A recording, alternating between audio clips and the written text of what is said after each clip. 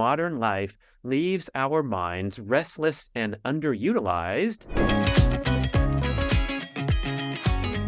And here we go with part 2 of the quick overview of the 10 Primal Blueprint lifestyle laws. So in part 1, we covered the first 5 laws relating to diet and exercise. They were eat plants and animals, avoid poisonous things, move frequently at a slow pace, lift heavy things, and sprint once in a while. Then we go law number 6, get plenty of sleep.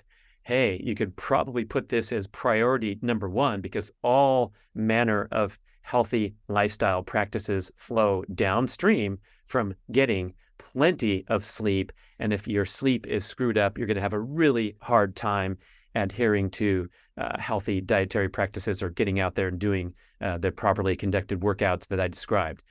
We all know this. We all nod our heads. We pay a lot of lip service to the importance of getting good sleep. But when it comes to practical application, we often choose to engage in streaming media or have artificial light blasting into our eyeballs long after the sun sets in our environment. So we want to make an effort to get better aligned with our natural circadian rhythm.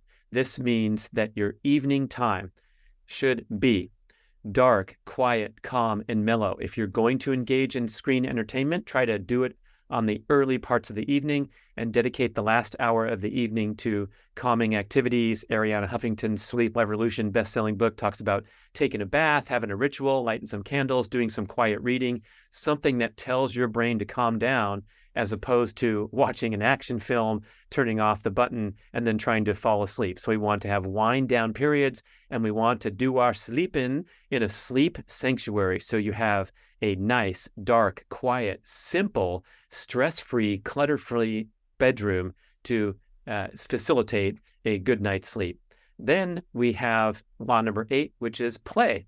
And this is the forgotten objective of hectic, high-stress modern life, driven to consume and excel and succeed and be busy with every waking moment and be hyper-connected. So play, interestingly enough, has been a centerpiece of the human evolutionary process forever, and it forms a very important purpose. Dr. Stuart Brown, one of the world's leading experts on play, contends that play facilitates the development of a cognitively fluid mind, which is a critical survival attribute.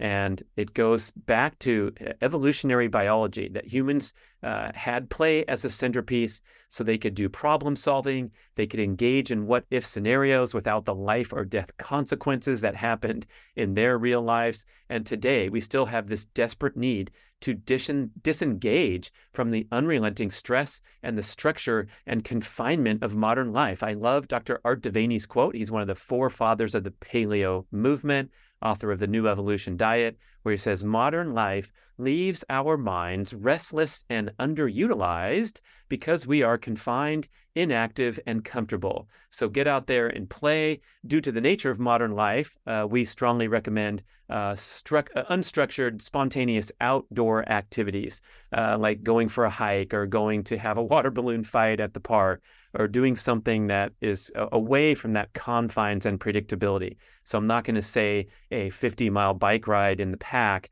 is really qualifying as play as much as going to the park and coaching little kids soccer with new fun and games that I always tried to throw into the traditional soccer practice where we had to work on our skills. Play, play, play, people. That's why we're undefeated every year. Just kidding. Sometimes we got our butt kicked every single game, but we had a lot of fun playing around at practice. Okay, that leads us to law number 8. Get plenty of sunlight. Of course, in our ancestral example, for the vast majority of the evolutionary timeline, 2 million years, we lived near the equator and we were exposed to a constant, unrelenting sun for vast majority of the day, vast majority of the year, for vast majority of 2 million years. all of a sudden we have this structured, confined, indoor dominant lifestyle, and we have widespread vitamin D deficiency. That's one of the most important reasons to get extensive sunlight, but not all the reasons. There's a variety of other ones relating even to human mood and great research on the brain. Getting outside and getting fresh air, sun exposure, open space is super important to mental and physical health. And so when it comes to the objective of maintaining healthy vitamin D levels and healthy sun exposure, the goal is to achieve and maintain a slight tan. And so to avoid the controversy where the dermatologists are going overboard saying, don't ever go in the sun and make sure you lather your entire body with sunscreen, these risks of sun exposure are completely blown out of proportion. The experts like Dr. Michael Holick, author of the Vitamin D Solution, offers plenty of research countering the idea that we're going to go and get cancer if we get out and get some nice sun exposure and build a slight tan. However, experts are in agreement, never, ever want to burn. And a single severe burn in your teenage years significantly increases your risk of melanoma and other cancers decades later. So never, ever, ever burn, of course. Cover up with clothing in preference to many of the sunblocks that have toxic chemicals in there, but certainly don't overexpose, but make a concerted effort to expose large skin surface areas of your body to direct sunlight at the peak times of day and year for optimal sun exposure and optimum vitamin D production. How do you know if you're making sufficient vitamin D? It's when you start to kick into a slight tan. And at those times of the year and at those latitudes where you can't tan, that means you're not making vitamin D. So if you lay out on a sunny winter day in Portland, Oregon, near the 45th parallel, you're not going to get tan and you're not going to make vitamin D. So you got to store up the vitamin D during those summer months and consider supplementing if you are living a sun challenge lifestyle. Law number 9, avoid stupid mistakes. So back in our ancestral times, the stupid mistake was falling, bashing your knee on a rock, and sustaining an infection. There were no antibiotics in 10,000 years ago, and so that could be fatal with a stupid mistake out there in hunter-gathering times. And guess what? With all that comfort and confinement and security today, we still find a way to bring widespread demise to the human via stupid mistakes. This is a shocking statistic that the leading killers of young people in the age group of 18 to 30 or something like that are suicide, homicide, and accidents, largely from vehicular accidents. And a lot of those are from alcohol-fueled vehicular accidents. Today, we have statistics that texting and driving is even more dangerous than drinking and driving. So these simple everyday things where we become anesthetized to risk because of all the efforts to make modern life safe. That's why it makes the list at law number 9, avoid stupid mistakes.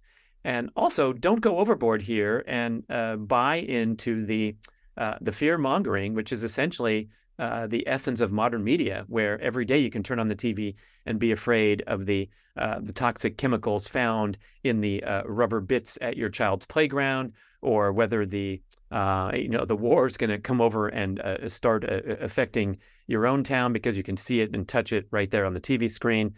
So there's a lot of extra anxiety and extra stress built up from irrational fears.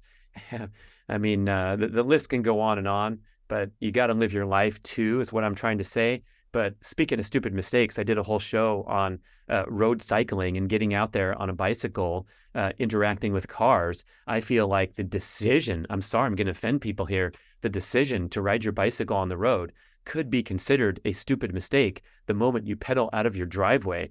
And boy, you can let that reflect. You can email me and say, Brad, you're a jerk. You got to live your life. But it's so inherently dangerous to road bike. Please listen to my entire show if you missed it and you are a road cyclist, that it bears floating the argument out there that you might want to stick to indoor cycling or mountain biking off of the paved road, off of the cars, in order to mitigate that inherent huge, massive risk of riding on the road. This is coming from a host who has ridden over 100,000 miles in my life on the bicycle, on the road, interacting with cars, and glad to be smiling and still talking about it here. Okay, that brings us to law number 10, use your brain. And in the Primal Blueprint, we have the quick message here: engage in creative intellectual pursuits that counter the grind of your daily responsibilities. Give yourself permission to have fun, knowing that tapping into your creative side will enhance your performance in your core areas of responsibility and economic contribution. Also, using your brain, we have to add this other objective here today, especially, is the incredible need to filter and edit the excessive amount of stimulation that we face every day, that we've been bombarded with. This is not in alignment with our genetic expectations for health. We're simply not designed to process this much information. So we have to have our filters and our editors on at all times. That means taking frequent breaks away from tasks where you have to focus intently, and taking frequent breaks away in general from digital stimulation. So there, in 2 parts, are the 10 Primal Blueprint laws in a nutshell. I hope I've inspired you to go grab the book. And you can also look on bradkearns.com for the 21-day transformation online course, which gives you a good summary of how to implement these 10 Primal Blueprint lifestyle laws into your daily life. Thank you for watching and listening to the B.rad podcast. Oh yeah, I'm sure you're going to have some comments. So go ahead, email. Let me know what you think. podcast@bradventures.com.